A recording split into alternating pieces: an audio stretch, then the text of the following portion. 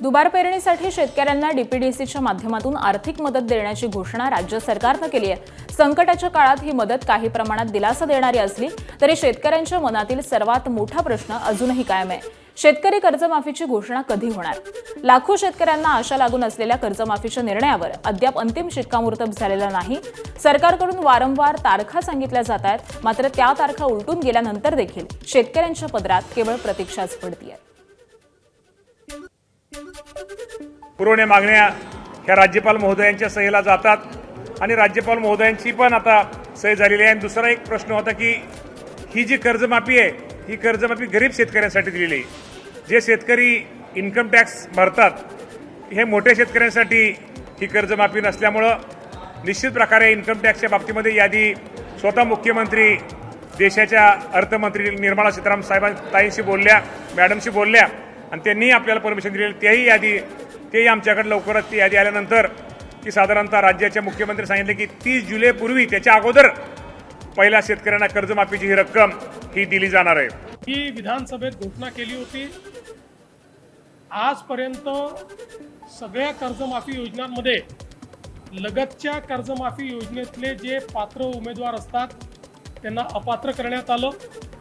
यावेळी आम्ही त्यांनाही 50,000पर्यंत पात्र करण्याचा निर्णय घेतला होता, पहिल्यांदा खास बाब म्हणून। परंतु रणधीर सावरकर यांच्या नेतृत्वात सत्ता पक्षाचे आमदार मला भेटले आणि त्यांनी विनंती केली की त्यांनाही 2 लाखापर्यंत कर्जमाफी द्यावी, म्हणून पहिल्यांदा राज्याच्या इतिहासामध्ये कर्जमाफीमध्ये त्यांचाही समावेश करण्यात आलेला आहे। मुख्यमंत्री देवेंद्र फडणवीस यांच्या अध्यक्षतेखाली राज्य सरकारची मंत्रिमंडळ बैठक पार पडली।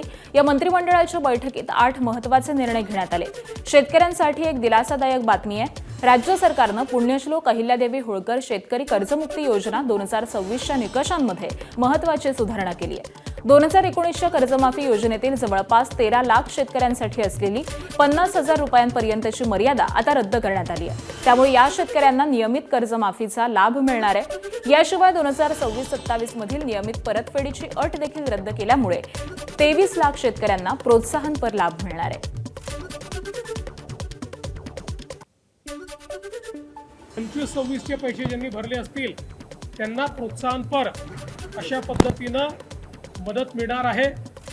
यामुळे काही शेतकरी जे अपात्र झाले असते ते सगळे पात्र झालेले आहेत आणि मला असं वाटतं आता देशातली आणि राज्यातली सगळ्यात मोठी कर्जमाफी 56 लाख शेतकऱ्यांकरता ही कर्जमाफी आपण त्या ठिकाणी जाहीर केली।